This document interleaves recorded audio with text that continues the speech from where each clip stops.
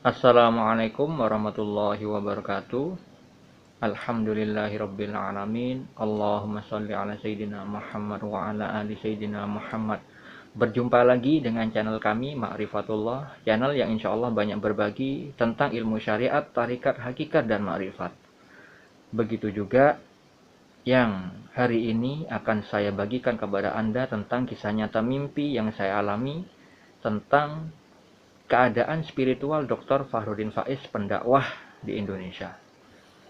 Perlu diketahui, khususnya umat Islam dimanapun berada, bahwa mimpi dan ilmu takwil mimpi, ilmu memaknai mimpi adalah bagian dari syariat Islam. Karena mimpi dan ilmu takwil mimpi banyak dijelaskan di Al-Quran maupun As-Sunnah. Banyak dalil-dalil atau keterangan yang menjelaskan terkait mimpi dan ilmu takwil mimpi. Oleh karena itu, nanti setelah saya ceritakan bagaimana visual mimpi terkait Dr. Fahrudin Faiz, nanti saya juga sertakan dalil-dalil terkait mimpi dan ilmu takwil mimpi, agar umat Islam yang dulu-dulunya mengatakan mimpi adalah sebagai bunga tidur saja, maka merubah keyakinannya setelah melihat dan mendengar konten ini. Karena dalil terkait mimpi ada di Al-Quran dan Sunnah itu Allah adakan supaya kita meyakini dan sekaligus memahami agar nanti ketika kita mendapatkan mimpi petunjuk dari Allah, itu bisa segera dilaksanakan, segera diamalkan. Karena kalau tidak, bisa fatal akibatnya. Karena apa? Di channel ini insya Allah akan banyak dibagikan kisah nyata mimpi yang saya alami maupun yang istri saya juga mengalaminya. Kurang lebih ada 100 mimpi terkait dengan mimpi tentang ilmu syariat, tentang tarekat atau tata cara atau kaidah atau pelaksanaan amal dari ilmu syariat yang diaplikasikan di dalam kehidupan sehari-hari dan hakikatnya, dan juga tentang makrifat. Karena kita sering mengalami mimpi dan dianjurkan oleh Allah Subhanahu wa taala untuk menceritakan mimpi di saat corona pertama kali masuk kurang lebih 4 tahun yang lalu, dan channel ini adalah salah satu wujud pelaksanaan amal yang Allah memang anjurkan. Saudara-saudariku yang dirahmati Allah, pada suatu malam saya lupa, itu mimpinya agak lama. Nah, salah satu ciri-ciri mimpi petunjuk dari Allah adalah ketika kita mengalami mimpi tersebut, walaupun sudah belasan tahun, puluhan tahun, hal itu tidak akan bisa dilupakan, tetap lengket di ingatan kita. Seperti halnya saya juga dulu bermimpi ketika masih duduk di bangku SMP, sampai sekarang usia 40 tahun lebih, saya masih mengingatnya tentang ular, visualnya seperti apa, visual mimpinya, detailnya seperti apa, dan kejadian nyatanya seperti apa. Saya masih mengingatnya hingga sekarang. Itu adalah petunjuk dari Allah, bukan bunga tidur. Tentang Dr. Fahrudin Faiz, ya, Dr. Fahrudin Faiz, salah satu pendakwah di Indonesia, saya diberitahu oleh Allah Subhanahu wa taala yang ilmunya meliputi segala sesuatu, Allah yang Maha Gaib, yang menciptakan sarana mimpi adalah berita gaib darinya.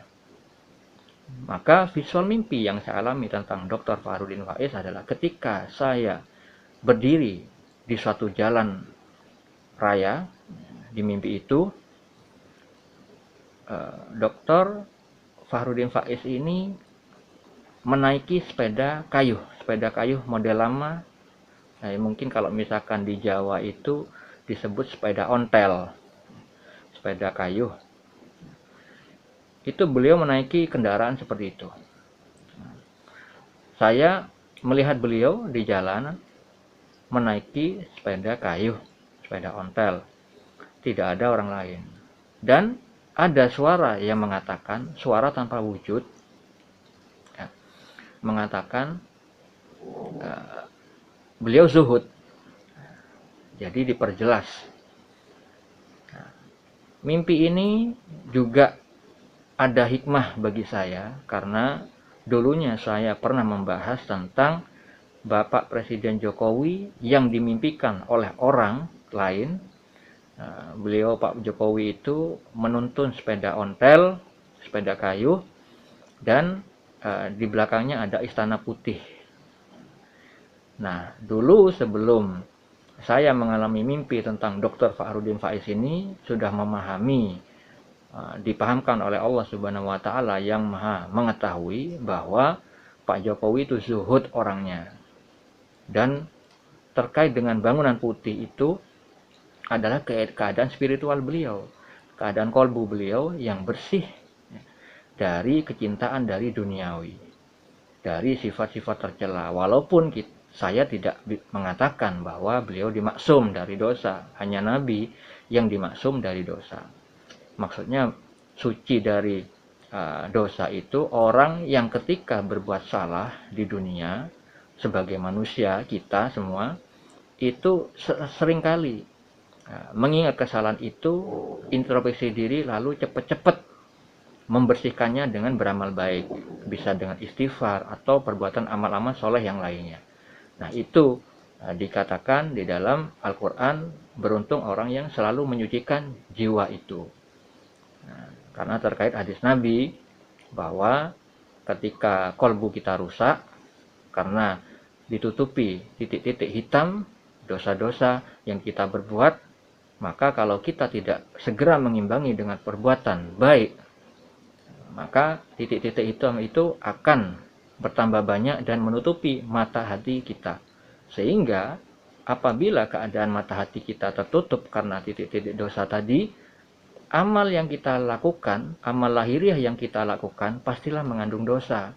Dari pandangan kita akhirnya komentar tidak baik, ya, dari tangan kita akhirnya tidak berbuat amal murni karena ketaatan kepada Allah.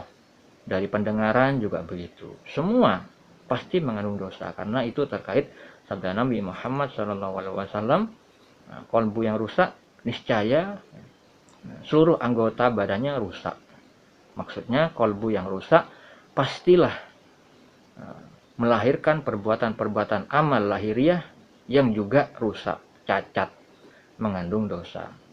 Nah, jadi dulu saya pernah membahas Pak Jokowi yang pernah dimimpikan oleh orang lain, sama seperti Dr. Fakhrudin Faiz ini,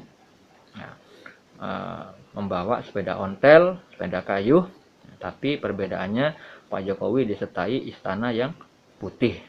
Itu terkait juga dengan mimpi saya terdahulu, yaitu Bapak Jokowi sujud di atas sajadah, ada lafaz Allah terang benderang di sebelah kanannya. Itu terkait dengan ayat Allah, beruntung orang yang berada di golongan kanan. Kembali lagi kepada mimpi dari Dr. Fakhrudin Faiz. Beliau memiliki kedudukan di sisi Allah adalah orang yang zuhud. Zuhud itu diartikan oleh Sultanul Aulia Syekh Abdul Qadir Al-Jalani, wali kutub, adalah keberpalingan hati dari kecintaan dunia. Jadi zuhud itu bukan berarti membuang dunia, tidak. Karena Sultanul Aulia Syekh Abdul Qadir Al-Jalani juga mengatakan, zuhud terhadap takdir Allah yang azali itu tidak sah. Maknanya, apabila kita ditakdirkan kaya oleh Allah Subhanahu wa Ta'ala di dunia, kaya harta, benda, kita tidak sah, tidak boleh menolak pemberian Allah itu. Karena Allah mengetahui segala perbuatan makhluk dan yang terbaik untuk makhluk. Ya. Zuhud memang dianjurkan oleh agama kita. Agar apa? Kita tidak mencintai dunia. Ya. Mencintai duniawi lebih tinggi daripada Allah dan Rasulnya. Karena Allah juga mengancam kepada kita semua. Jika bapak-bapak, anak, istri, harta benda yang kita khawatirkan, usaha perniagaan yang kita khawatirkan kerugiannya dicintai lebih besar daripada Allah dan Rasulnya, maka diancam oleh Allah Subhanahu wa taala. Allah tidak memberi petunjuk kepada orang fasik. Itu ada di Al-Qur'an. Oleh karena itu, salah satu sikap, salah satu sifat orang-orang soleh, apalagi juga nabi, juga wali-wali Allah, itu zuhud, memiliki sifat yang zuhud. Memakai duniawi sekedar kebutuhan saja, tidak lebih dari itu.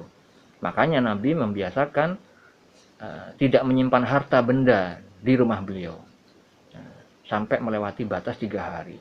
Karena beliau selalu gelisah, tidak bisa tidur apabila ada harta benda disimpan oleh beliau.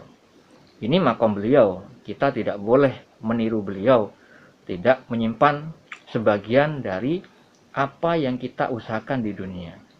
Karena di Al-Quran juga disebutkan tidak boleh terlalu pemurah agar kita tidak menjadi tercela. Karena Al-Quran maupun As-Sunnah itu sebenarnya nasihat tidak untuk satu orang saja, melainkan 3 makom kedudukan, 3 level manusia. Seorang muslim, seorang mukmin, dan ihsan. Jadi kalau misalkan ada yang levelnya masih muslim, itu jangan mengikuti Nabi seutuhnya. Seperti hanya Nabi tidak menyimpan harta benda karena beliau tidak memikirkan hari esok. Apapun yang beliau ada di rumah beliau, maka disedekahkan hari itu juga. Atau paling enggak maksimal 3 hari. Tidak melewati itu. Nah, kita jangan meniru itu kalau kita tidak sanggup melakukannya. Karena Allah pun itu maha bijaksana. Tidak memaksakan makhluk-makhluk, hamba-hambanya untuk berbuat amal melebihi kemampuannya. Allah itu menguji hamba-hambanya tidak melebihi kesanggupannya. Begitu juga sabda Nabi. Oleh karena itu, Allah Ta'ala berfirman di dalam surat Al-An'am ayat 132. Bahwa manusia itu ada tingkatannya. Dan di surat Al-An'am ayat 135, Allah menganjurkan kepada Nabi Muhammad untuk mengajarkan, menasihatkan kepada kita, kaumnya, untuk berbuat sesuai kedudukan kita. Oleh karena itu, disitulah yang sering saya lihat kesalahan-kesalahan orang-orang yang mendakwakan syariat Islam memukul rata di dalam menasihati, di dalam kebaikan. Padahal Al-Quran maupun As-Sunnah itu ada bagian-bagian tertentu yang tidak bisa diamalkan oleh orang Muslim. Nah, seperti hanya Nabi Muhammad SAW bersabda tentang semua urusan mukmin itu semuanya baik. Nah, semua urusan itu baik. Dan itu tidak bisa dilakukan kecuali seorang mukmin, yaitu ketika diberi kebaikan oleh Allah Subhanahu wa taala, mereka bersyukur, itu baik baginya, dan ketika diberi musibah, keburukan, mereka bersabar. Itu level mukmin yang bisa. Seorang muslim belum bisa. Karena itu Nabi yang bersabda tentang demikian. Maknanya seorang muslim apabila makomnya masih muslim, ketika diberi musibah mengeluh, maka kita ingat apa yang dikatakan Sultanul Aulia Syekh Abdul Qadir Al-Jilani dalam kitab beliau, bahwa orang awam itu banyak diazab karena keluh kesahnya. Oleh karena itu, terkait sabda Nabi, hanya seorang mukmin yang bisa bersyukur ketika diberi kebaikan dan bisa bersabar ketika diberi musibah keburukan. Seorang muslim tidak bisa. Karena seorang muslim tidak mengerti ilmu hakikat, tidak mengerti, tidak memahami syariat-syariat Islam dengan benar, sehingga di dalam menjalankan kehidupannya sesuai hawa nafsunya, sesuai prasangkanya sendiri. Akhirnya ketika mendapat keburukan tidak bisa mengambil hikmah dari keburukan yang dia terima, selalu mengeluhkan, selalu mencari sesuatu yang enak-enak bagi mereka. Diberi ketidakbaikan atau keburukan, mereka tidak menyukainya. Nah, itulah perlu diketahui bahwa Al-Quran maupun As-Sunnah itu kita ambil nasihat sesuai makom kita. Jadi kalau misalkan kita menyamaratakan perbuatan seorang alim yang makomnya sudah lebih tinggi dari kita tidak mampu, maka tidak boleh ya, melakukan itu gitu loh. Nah, oleh karena itu kembali lagi kepada zuhudnya Dr. Fahrudin Faiz. Zuhud itu keberpalingan hati dari kecintaan duniawi. Artinya Dr. Fahrudin Faiz ini dari sudut pandang Allah, beliau adalah orang yang sederhana di dalam menjalani kehidupan. Karena sepeda kayu itu kan kendaraan. Kendaraan itu adalah sarana untuk membawa seseorang yang menaikinya kepada suatu tempat. Nah, zuhud juga adalah sarana. Sarana beribadah kepada Allah. Sikap zuhud adalah sangat baik dan sangat dianjurkan. Nah, seperti halnya Nabi ketika diketahui oleh sahabat tidur, punggungnya terlihat bekas tempat tidur, yang mana Nabi tidak menggunakan kasur, melainkan hanya bahan-bahan yang tipis, sehingga alas tidurnya itu membuat bekas-bekas, meninggalkan bekas-bekas di punggung beliau. Akhirnya sahabat menawarkan kasur, maka Nabi menolaknya dengan mengatakan, saya tidak ada urusan dengan dunia. Nah, itu makomnya lebih tinggi daripada makom orang khusus, khawasul khawas.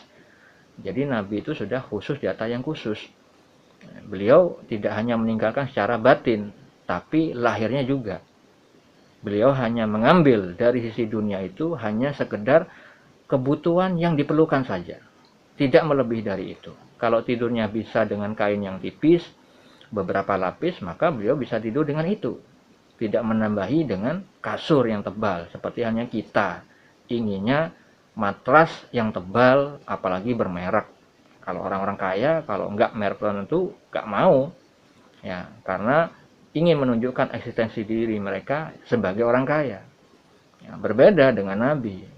Beliau bisa tidur dengan alas yang tipis, sudah mensyukuri hal itu, tidak meminta yang lain.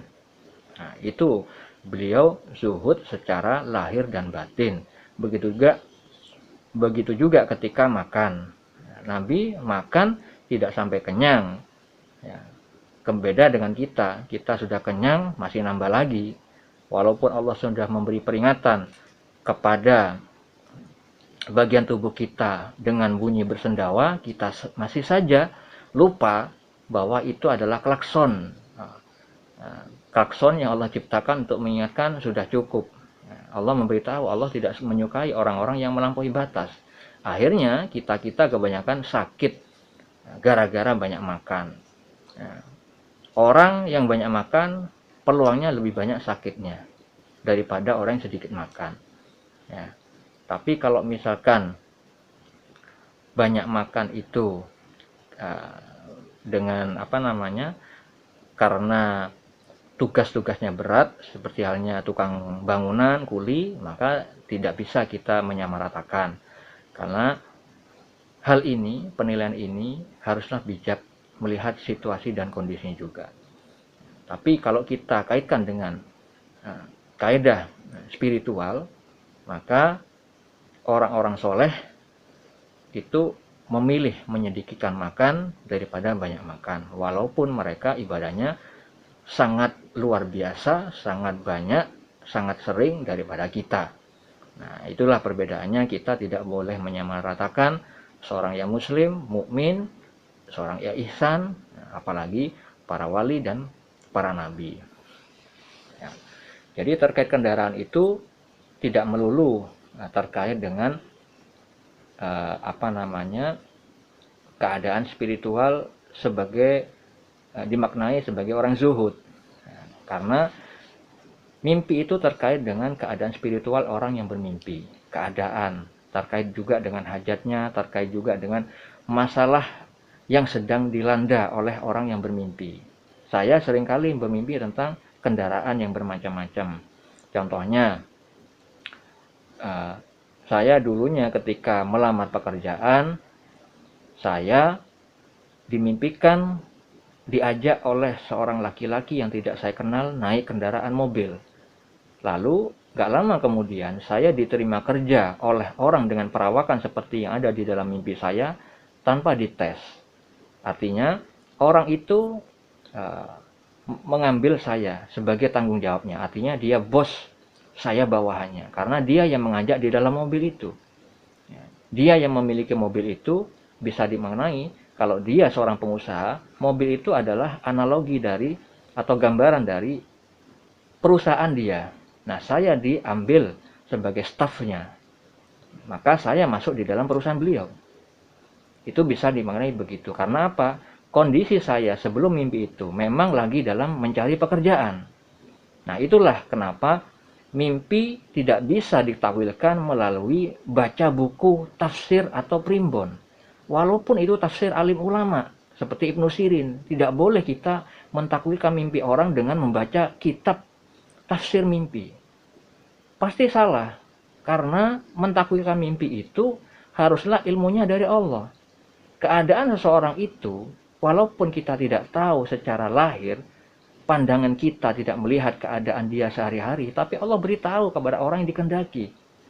Gitu loh.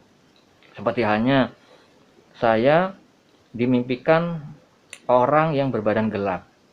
Ketika teman saya ingin menikah, memasuki usia nikah, dan dia sudah persiapan mau menikah, tiba-tiba saya dimimpiin sama Allah, laki-laki yang sering mengantarkan dia itu berbadan hitam. Maka itu ada tujuannya, untuk menceritakan hal itu kepada teman saya, agar tidak menikahi dengan orang itu, melainkan carilah orang lain. Jadi kita diberitahu aib seseorang itu bukan dari setan, tapi dari Allah. Tentang gibah atau menceritakan keburukan seorang, apabila kita masih masuk dalam kriteria 6 tipe gibah yang dijelaskan dalam kitab Riyadhus Shalihin milik Imam Nawawi rahimahullah, itu masih halal, masih boleh dilakukan. Karena tujuannya memang baik, tujuannya untuk mengabdi kepada Allah, beribadah kepada Allah. Sudah ada video konten tentang 6 gibah atau menceritakan keburukan orang lain dalam syariat Islam yang diperbolehkan, yang mana itu disepakati alim ulama. Anda bisa tonton di video sebelumnya. Yang salah satunya ketika ada teman kita, saudara kita yang ingin menikah, tapi kita tahu ada orang yang dalam kesehariannya itu memang sering berbuat jahat, sering melakukan kemungkaran, misalkan sering mabuk-mabukan, sering berjudi. Nah, kita menghindarkan dari keburukan-keburukan itu supaya tidak menimpa saudara kita.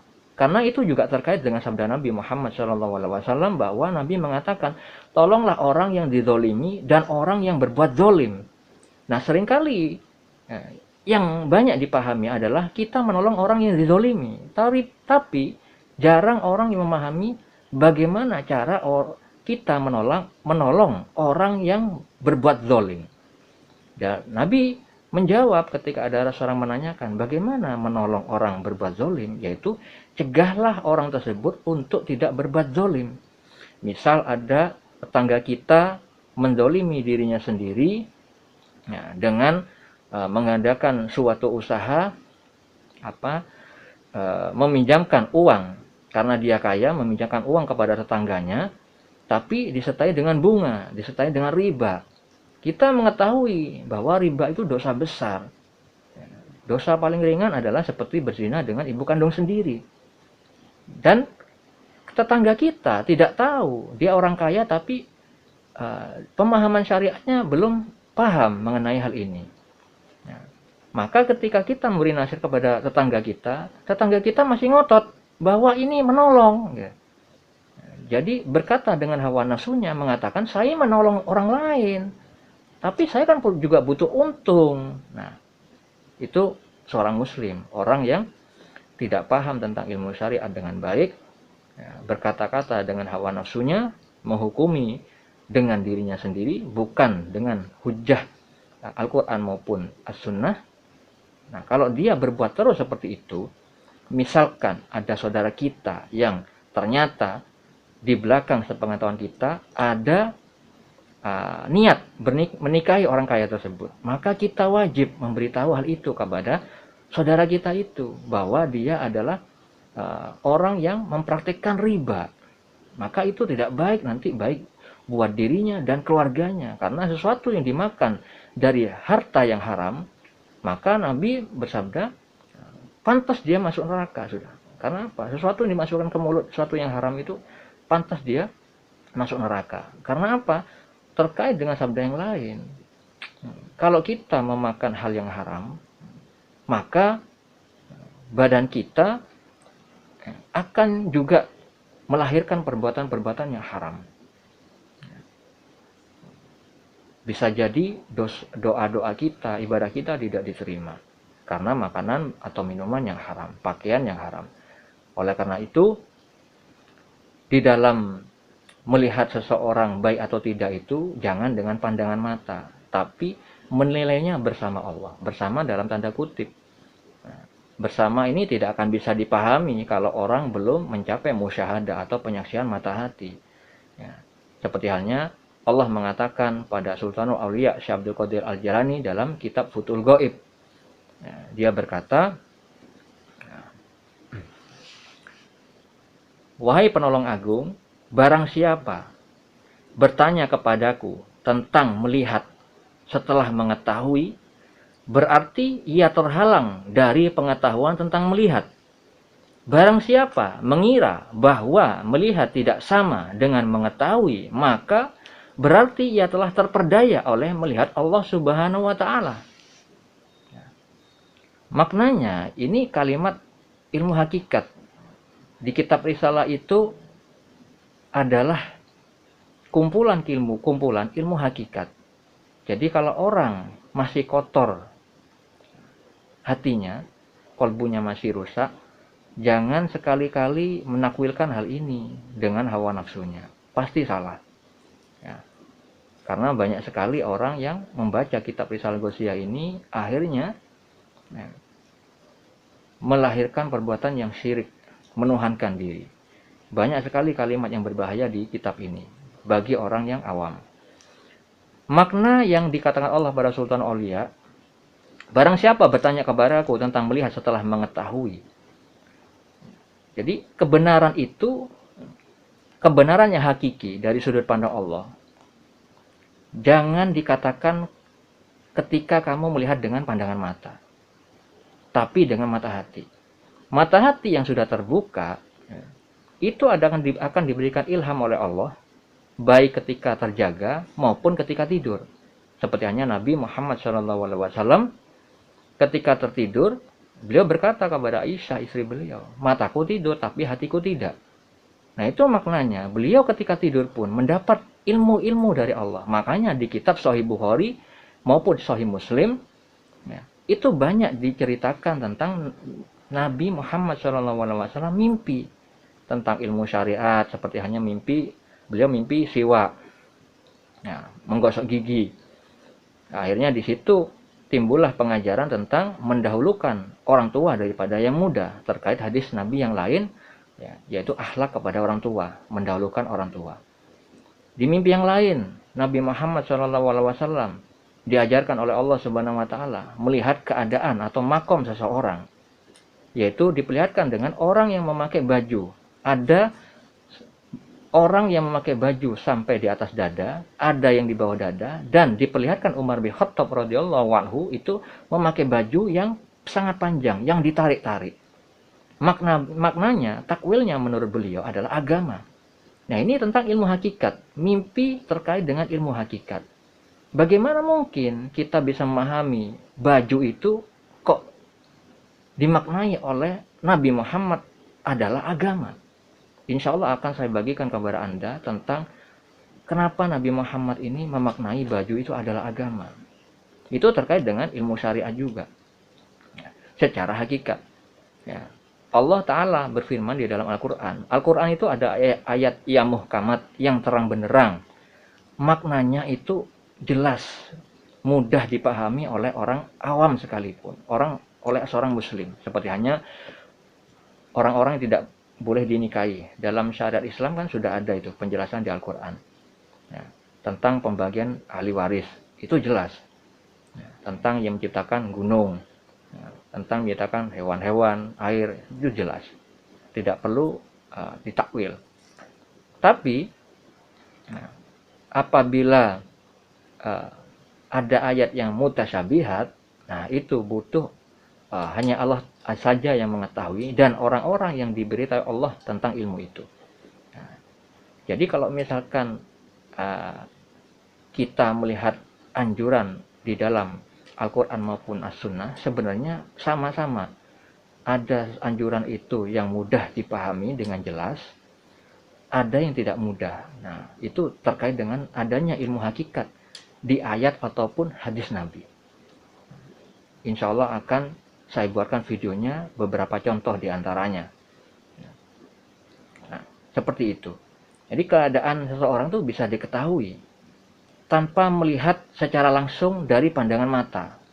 Dan orang dalam kehidupan sehari-hari banyak tertipu dari pandangan mata, seperti hanya saudara-saudara kita yang artis, ya, karena kan banyak ya di YouTube tuh berita-berita tentang orang-orang terkenal tertipu oleh temannya yang usaha, tertipu ratusan juta, padahal teman baik.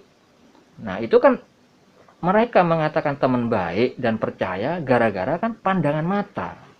Berawal dari pandangan mata. Maka itu yang terkait dengan perkataan Allah yang tadi saya bacakan. Ya.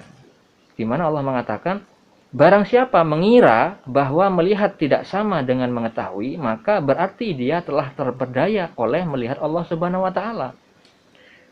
Maknanya barang siapa yang mengira bahwa dengan melihat dengan mata hati tidak mengetahui kebenaran yang hakiki, maka dia terperdaya oleh melihat kebenaran yang hakiki dari Allah Subhanahu wa taala. Bukan melihat wujud Allah ya, tapi melihat kebenaran yang hakiki dari sudut pandang Allah. Jadi kalau misalkan orang itu mengetahui kebenaran yang hakiki, tidak dari pandangan mata, tetapi dengan mata hatinya. Ya. Makanya terkait sabda Nabi Muhammad SAW, firasat seorang mukmin itu tajam. Seperti hanya saya pernah melihat seorang, dia pemilik kos-kosan yang saya tempati dulu di suatu kota, lalu berpapasan di depan saya orang ini. Saya nggak nyaman melihatnya secara pandangan mata lahir, tapi saya tidak tahu nggak nyamannya itu karena apa. Nah, lalu saya dimimpikan tentang orang itu. Saya tidak lagi memikirkan tentang beliau kenapa karena saya memandangnya tidak nyaman, tidak memikirkan lagi karena saya seringkali tidak ingin mendahului Allah. Allah memperlihatkan ya sudah sebatas itu saja, tapi tidak berkelanjutan. Ada apa ini, ada apa, tidak. Nah, kalau kita tidak ingin tahu tentang perkara atau aib orang, maka biasanya Allah beritahu. Nah, Allah beritahu, tapi dengan hikmah, gitu ya. Jadi tidak masalah kita diberitakan aib orang, tapi ingatlah anjuran dari Syekh Ibnu Athaillah Sakandari dalam kitab Al-Hikam. Apabila kita diberitahu tentang aib seorang, tidak disertai sifat Allah yang Maha Rahman, maka itu bisa menjadi fitnah bagi orang yang mendapatkan karunia seperti itu. Jadi kalau misalkan kejadian dulu itu saya melihat tidak nyaman secara pandangan mata lahir, saya tidak mengetahui kenapa saya tidak nyaman melihat orang ini. Walaupun beliau senyum sama saya. Akhirnya diberi mimpi. Mimpinya saya buka kamarnya beliau itu. Jadi di mimpi itu visualnya kamar beliau ini ada mayat. Ada mayat perempuan dan di pintunya ada ulat-ulat bulu yang banyak. Ketika saya buka kamarnya itu kamarnya orang itu. Nah, apa itu maknanya? Nah, itu terkait dengan ilmu syariat. Makanya dalam mentakwilkan mimpi itu, orang itu haruslah memahami ilmu syariat, ilmu peraturan-peraturan dari Allah, yaitu tentang halal dan haram, tentang boleh dan tidak boleh. Nah, terkait dengan itu juga harus memahami ilmu hakikat. Nah, kolbunya harus bersih. Maka seperti hanya cermin, ketika Allah tunjukkan sesuatu, dia memahami secara utuh.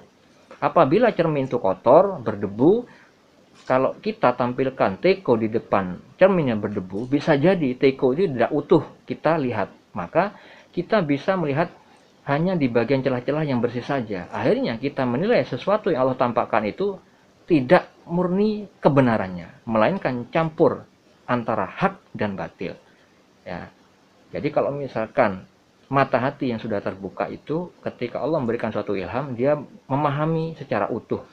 Walaupun terkadang tidak secara langsung, tapi kadang ada beberapa hari kemudian baru dipahamkan 100%. Ada yang begitu nampak langsung tahu saat itu juga. Itu berbeda-beda. Jadi kalau misalkan saya dimimpiin tentang pemilik kosan waktu itu ada mayat di di kamarnya, ada visual ulat-ulat bulu, itu terkait hadis Nabi. Ya, hadis Nabi yang mengatakan bahwa jangan jadikan rumahmu jadi kuburan. Ya, artinya kita dianjurkan untuk memakai rumah kita itu menjadi sarana beribadah.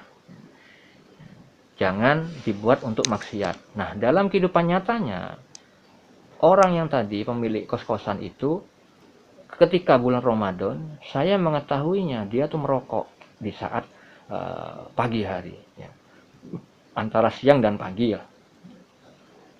Jadi beliau masih muda, sekitaran umuran yang 40 tahunan seperti saya.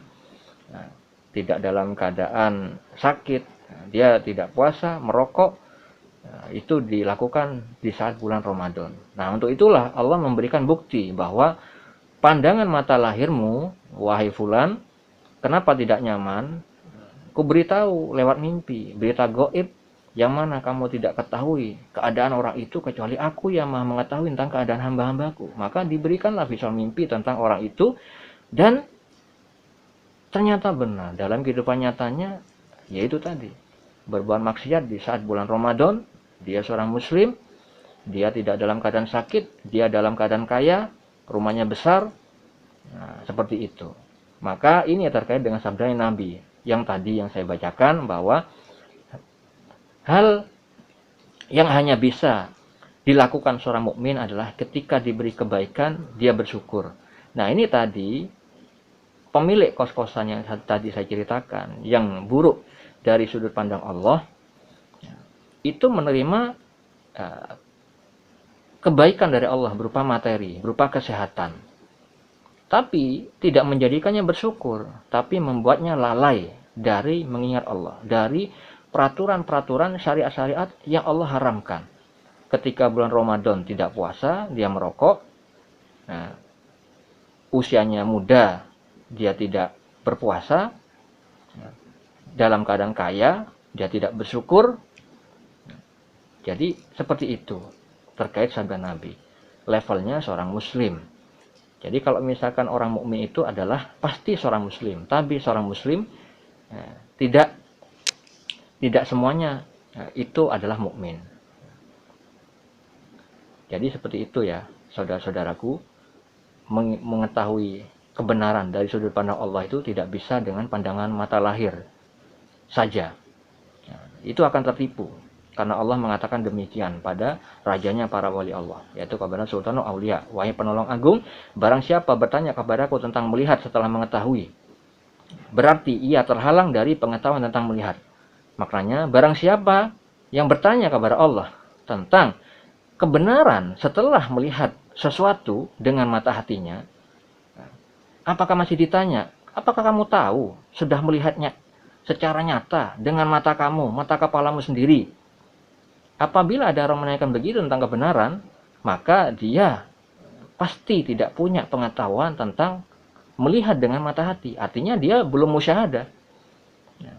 Saya tidak tahu orang yang tadi berbadan hitam di dalam mimpi saya, tidak pernah kenal, tidak pernah kelihatan seperti apa perbuatannya sehari-hari. Tapi dia adalah teman saya, satu kelas, satu kampus yang sehari-harinya sering mengantarkan teman saya. Tapi saya diberitahu oleh Allah Subhanahu wa taala, walaupun saya tidak melihat secara mata langsung apa kesehariannya, bagaimana ketakwaannya kepada Allah, tidak tahu. Tapi Allah beritahu, badannya gelap. Akhirnya saya katakan, kalau kamu menikah nanti jangan menikah dengan orang itu. Tapi teman saya meremehkan saat itu, karena apa? Dia mengatakan dia teman kelasku, saya tahu banyak tentang dia, ibaratnya begitu. Ternyata setelah dia menikah memilih orang lain, akhirnya benarlah bukti dari mimpi Allah hadirkan kepada saya. Teman saya itu menelpon saya dan mengatakan, saya kecewa dengan si Anu, gini gini gini gini gini. Nah, saya kan bilang apa? Dulu saya katakan, jangan menikah dengan dia. Kalau kamu menikah, menikahlah dengan orang lain. Ya. Jangan ketika tidak menikah dengan saya ataupun dengan orang lain, jangan menikah dengan dia. Itu. Jadi saya tidak kenal orang itu, tidak pernah kelihatan fotonya, tidak pernah interaksi, namanya pun tidak tahu. Tapi tiba-tiba diberitahu. Nah, itu saya kabarkan kepada teman saya. Teman saya meremehkan waktu di awal-awal saya beritahu. Akhirnya dia mengatakan demikian setelah kejadian itu terjadi pada dirinya. Nampaklah perbuatan buruk teman yang dianggap baik, teman yang sudah dilihat dengan pandangan mata bertahun-tahun, satu kelas, satu kampus, dan akhirnya dia mengatakan demikian kepada saya. Akhirnya saya mengingatkan tentang apa yang saya katakan dulu. Akhirnya dia mengatakan, oh iya benar mas ya. Mas kok tahu? Nah, itu pemberitahuan dari Allah, tapi nggak tahu saya buruknya di mana. Nah, itu akhirnya kamu mengetahui sendiri buktinya bahwa dia tidak tulus menolong kamu, ya kan? Nah, jadi ketika diundang menikah dalam pernikahan teman saya itu tidak datang, sedangkan saya tetap datang. Nah, jadi kalau misalkan melihat seseorang sedekat apapun itu, kita memang tidak boleh suudzon. Tapi juga kita tidak boleh terlalu pede menuhankan diri kita seolah-olah kita tahu betul tentang orang itu. Nah, jadi dua sisi. Di sisi lain kita harus tidak menghindarkan sikap suudzon, berprasangka buruk kepada orang lain. Juga kita tidak boleh terlalu percaya diri kita lebih tahu daripada Allah yang Maha mengetahui. Makanya kita di dalam hati kita biasakanlah untuk tidak menilai segala sesuatu mendahului Allah. Karena saya sudah seringkali mempraktekkan hal ini, diberitahu tentang orang-orang yang tidak ingin saya ketahui, diberitahu. Begitu juga tentang Dr. Fahrudin Faiz.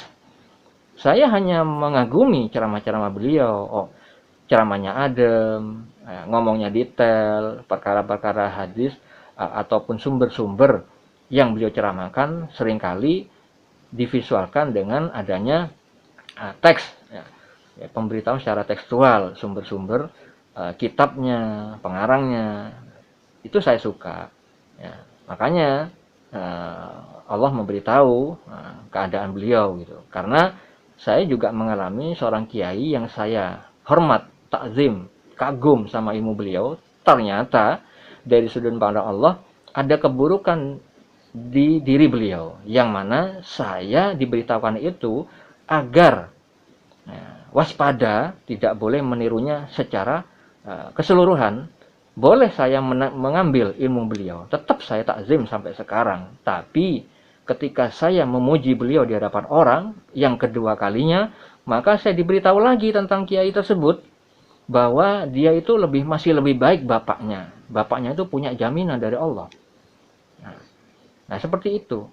Kalau saya memuji beliau berlebihan, menurut Allah itu tidak pantas kamu puji, karena kamu sudah tahu dari aku bagaimana dia. Tapi saya tidak boleh membuka aib beliau kepada orang lain. Ya. Nah, hal itu saudara-saudaraku yang saya alami terkait kisah nyata mimpi-mimpi tentang keadaan spiritual seorang. Ya. Nah, oleh karena itu janganlah kita menuhankan diri, tapi kita menuhankan yang benar-benar Tuhan, yaitu Allah Subhanahu wa taala yang ilmunya meliputi segala sesuatu. Terkait mimpi, saudara-saudaraku, perlu diketahui, mimpi adalah bagian dari syariat Islam. Mimpi itu ada 3, di hadis riwayat Muslim. Mimpi itu ada 3. Mimpi baik yang merupakan kabar gembira dari Allah. Mimpi karena bawaan pikiran seorang ketika terjaga, dan mimpi menyedihkan yang datang dari setan. Jika kalian mimpi sesuatu yang tak kalian senangi, maka jangan kalian ceritakan pada siapapun, berdirilah dan sholatlah. Ini sabda Nabi ya, dari hadis riwayat Muslim. Jadi saya ulangi, mimpi adalah 3, kabar gembira dari Allah, maksudnya adalah mimpi petunjuk dari Allah, mimpi yang benar. Mimpi yang kedua adalah mimpi karena bawaan pikiran seseorang karena terjaga. Maknanya mimpi yang terjadi karena kita di saat terjaga, ketika belum tidur, kita selalu memikirkan hal itu, baik itu hal yang kita benci ataupun hal yang kita sukai. Akhirnya terbawa mimpi. Mimpi yang jenis kedua ini tidak perlu kita cari takwilnya, tidak perlu kita cari maknanya, karena tidak akan berdampak kepada kehidupan kita. Mimpi yang ketiga yaitu mimpi yang buruk, yaitu dari setan, mimpi yang menyedihkan, mimpi yang seram. Ini juga tidak perlu dicari takwilnya, karena tujuan jin yang mengganggu kita di saat tidur itu ingin agar kita, manusia, was-was, sedih di dalam menjalani kehidupan kita. Itu tidak boleh diceritakan kepada orang lain, karena akan berdampak tidak nyaman buat kita di dalam beraktivitas. Nah, oleh karena itu anjuran Nabi, berdirilah dan sholatlah. Itu salah satu anjuran di riwayat Muslim ini. Di dalam hadis yang lain, di anjuran yang lain tentang ketika kita bermimpi tentang yang menyedihkan, yang menyeramkan, yang tidak kita sukai, bisa dengan meludah ke arah kiri 3 kali dengan volume ludah yang kecil, tidak perlu yang banyak, hanya secara simbolis saja. Bisa juga dengan membaca ta'awuz, yaitu a'udzubillahi minasyaitonirrajim. Bisa juga dengan membaca ayat kursi, al-ikhlas, al-falaq, an-nas. Lalu kebiasaan Nabi setelah membaca surat-surat itu, ditiupkan kepada kedua telapak tangan beliau dan mengusapkan kepada seluruh anggota badan beliau yang bisa dijangkau oleh tangan beliau. Itu beberapa cara yang lain untuk menghindari mimpi-mimpi yang buruk. Misalkan kita di tengah malam hari terbangun gara-gara mimpi setan, mimpi yang buruk, lalu kita mau tidur lagi, maka rubahlah posisi tidurnya. Itu juga anjuran dari beliau, membaca ayat kursi, al-ikhlas, al-falaq, an-nas, seperti itu. Lalu tidur lagi. Di dalam hadis riwayat Al-Bukhari nomor 3 dari Aisyah Ummul Mukminin radhiyallahu anha berkata, pertama kali turunnya wahyu kepada Rasulullah SAW adalah mimpi yang benar dalam tidur. Dan beliau melihat mimpi tersebut seperti cahaya ketika subuh. Jadi Nabi itu pertama kali mendapat wahyu itu mendapatkan mimpi. Maka hal ini terkait dengan sabda beliau yang lain. Yaitu mimpi seorang yang soleh itu, mimpi orang yang beriman yang soleh, itu adalah bagian dari 46 bagian kenabian. Diriwayatkan dari Anas bin Malik radhiyallahu anhu bahwa Rasulullah SAW bersabda, mimpi yang baik dari seorang yang soleh itu adalah salah satu dari 46 bagian kenabian. Hadis riwayat Al-Bukhari nomor 6983. Oleh karena itu, apabila Anda orang yang soleh, dapat konfirmasi dari Allah tentang kesolehan Anda, dan itu Anda sering mendapat mimpi petunjuk dari Allah, maka itu adalah salah satu 46 bagian dari kenabian. Itu karunia, fasilitas dari Allah yang diberikan kepada Anda. Jadi, jangan sampai tidak mentafakuri mimpi-mimpi yang datang kepada Anda. Bisa jadi itu adalah petunjuk dari Allah Subhanahu wa taala yang harus Anda lakukan, harus Anda amalkan. Kalau tidak, akan terjadi pengulangan mimpi-mimpi berikutnya. Itu juga seperti yang saya alami tentang orang lain, yang mana harus saya ingatkan tentang keburukan yang dia kerjakan karena saya mengalaminya dalam mimpi. Setelah saya memberitakan hal itu, maka berhentilah petunjuk yang lain tentang orang itu. Begitu juga yang dialami istri saya, yang sudah pernah saya bikinkan videonya terkait orang yang meninggalkan sholat, dan akhirnya saya anjurkan kepada istri saya untuk mengingatkan orang itu, dan akhirnya orang itu menerimanya dengan baik. Dan mimpi yang berikutnya ada visual Habib Umar di rumah beliau. Apa maknanya? Simak video yang lainnya di channel ini. Di hadis yang lain diriwayatkan dari Abu Hurairah radhiyallahu anhu, ia berkata, aku mendengar Rasulullah SAW bersabda, tidak tersisa dari kenabian kecuali para penyampai kabar gembira. Para sahabat bertanya, apakah para penyampai kabar gembira itu? Beliau menjawab, mimpi yang benar. Nah, makna mimpi yang benar adalah mimpi petunjuk dari Allah. Diriwayatkan dari Abu Sa'id Al-Khudri radhiyallahu anhu bahwa ia mendengar Nabi SAW bersabda, apabila salah seorang di antara kalian bermimpi sesuatu yang disukainya, maka sesungguhnya itu hanyalah berasal dari Allah, maka pujilah Allah karenanya dan ceritakanlah hal itu. Dan apabila ia bermimpi sesuatu yang tidak ia sukai, maka sesungguhnya itu hanyalah berasal dari setan, maka mintalah perlindungan dari kejelekannya dan janganlah ia menceritakannya kepada siapapun, sehingga mimpi itu tidak akan membahayakannya. Hadis riwayat Al-Bukhari nomor 6985. Ya. Jadi kalau misalkan kita mendapat mimpi yang baik, mimpi yang benar, petunjuk dari Allah, maka pujilah Allah, lalu ceritakan hal itu. Dan untuk menceritakan ada hadis yang lain yang menganjurkan kepada kita yang bermimpi baik, mimpi petunjuk dari Allah itu menceritakan kepada orang yang memahami ilmu takwil mimpi. Tidak cerita kepada sembarangan orang. Karena mimpi itu masih berada di kaki burung. Nah, jadi di hadis Nabi yang lain, mimpi sebelum diceritakan kepada orang lain, sebelum kita ceritakan mimpi itu ada di kaki burung. Kalau kita sudah menceritakannya, maka itu akan terjadi sesuai penakwil mimpi tersebut. Maka kita dianjurkan untuk menceritakan mimpi yang baik, petunjuk itu kepada orang yang memang memahami makna mimpi. Karena tidak semua orang bisa memahami makna mimpi. Bahasa mimpi itu beda. Bahasa mimpi itu adalah buatan Allah, ciptaan Allah, bukan manusia. Manusia tidak bisa menciptakan mimpi dengan dirinya sendiri. Manusia tidak bisa merequest, meminta dengan cara yang seperti apapun itu, tidak bisa. Melainkan hanya sesuai kehendak Allah Subhanahu wa taala dengan ilmunya, dengan kebijaksanaannya. Simbol-simbol mimpi terkait itu banyak sekali, terkait warna, terkait bentuk, terkait suara. Terkadang ada bentuk tanpa suara, terkadang ada suara tanpa bentuk. Nah, itu ada di contohnya ada di kitab Sahih Bukhari. Ya, Nabi Muhammad SAW juga pernah bermimpi tentang sesuatu yang ada warnanya, sesuatu yang ada suara tanpa wujud. Seolah ada yang berkata, kalimat hadisnya begitu.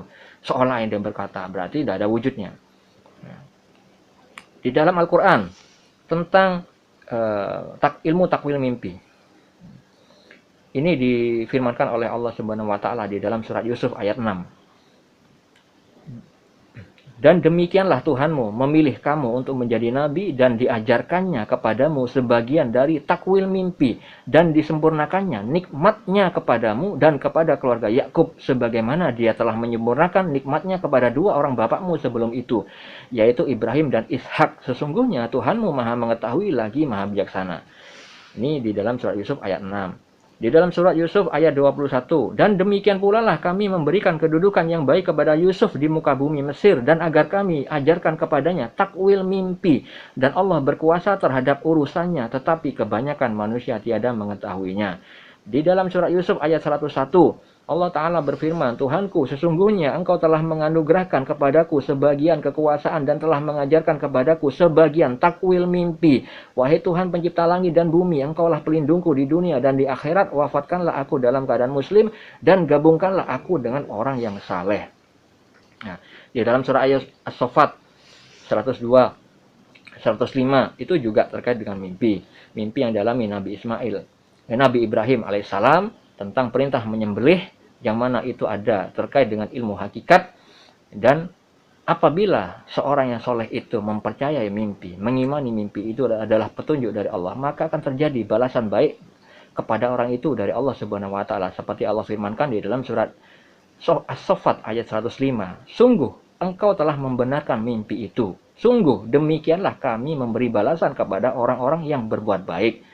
Jadi kalau ada umat Islam, nah, apalagi seorang mukmin yang masih tidak mengimani mimpi itu adalah bagian dari syariat Islam, walaupun orangnya jidatnya hitam, walaupun celananya sudah tidak isbal, maka orang itu masih buta tentang syariat Islam. Maka kalau ingin mendapat petunjuk dari Allah, bertawaduklah, merendah hatilah kepada Allah, karena di atas ilmu, di atas orang-orang yang berilmu, ada lagi orang-orang yang berilmu di atas itu.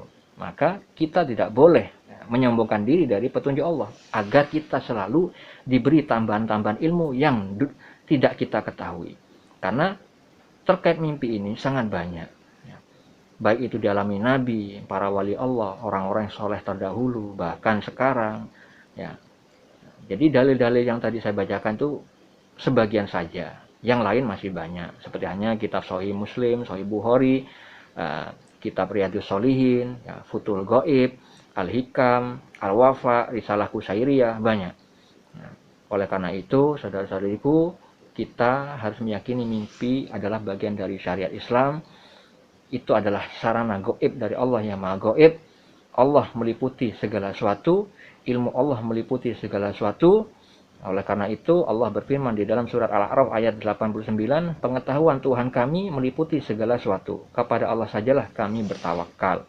Di dalam surat Yusuf ayat 86, Ya, Nabi Yakub mengatakan ada suatu ilmu yang tidak diketahui orang lain, maka beliau berkata di dalam surat Yusuf ayat 86, dan aku mengetahui dari Allah apa yang tidak kamu ketahui. Nah, ini anjuran. Nah, ada hikmah kepada kita bahwa apa yang diketahui orang lain itu bisa jadi kita belum mengetahuinya. Ya. Oleh karena itu kita tidak boleh menyombongkan diri, kita tidak boleh merasa lebih alim daripada orang lain. Ya. Begitu juga kepada guru-guru, kepada ustadz-ustadz.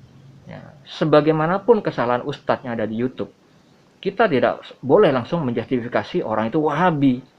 Ya, banyak sekali saya lihat orang itu mudah sekali menjustifikasi orang Wahabi.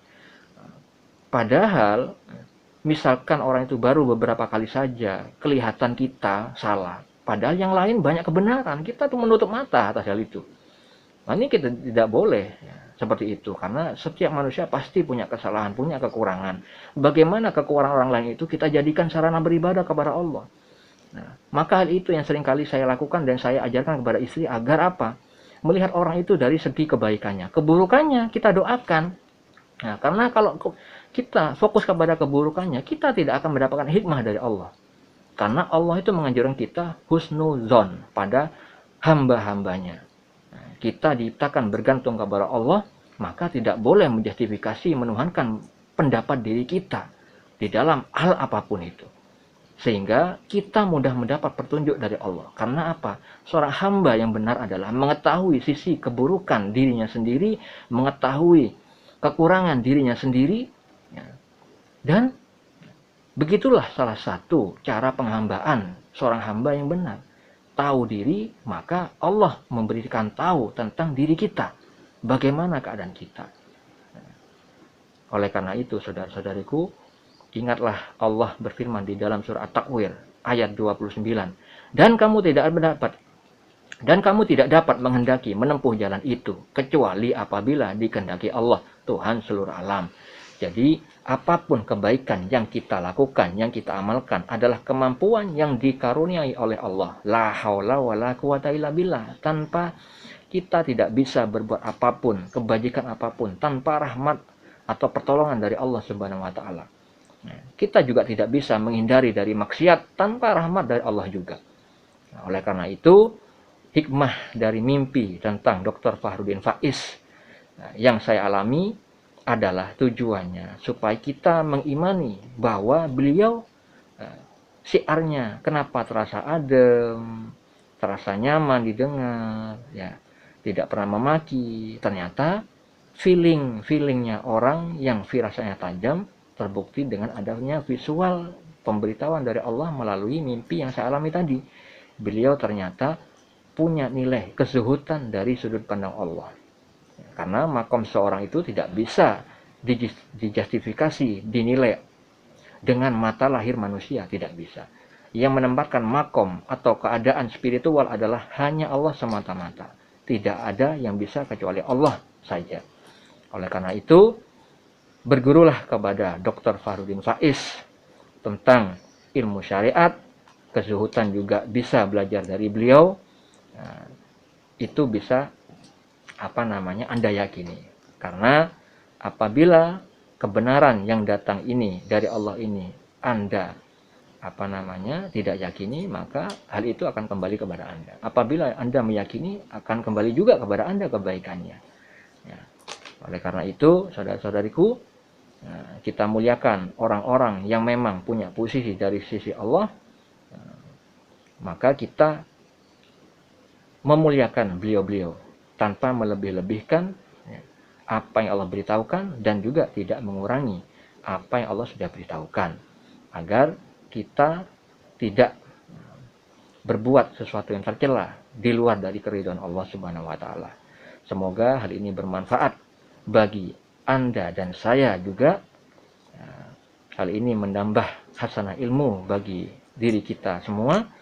Mari kita jadikan apa yang kita lihat dan apa yang kita dengar menjadi sarana beribadah kepada Allah, agar kita menjadi orang yang ganjil di hadapan Allah yang Maha Ganjil, tentunya ganjil dalam hal ketaatan. Assalamualaikum warahmatullahi wabarakatuh.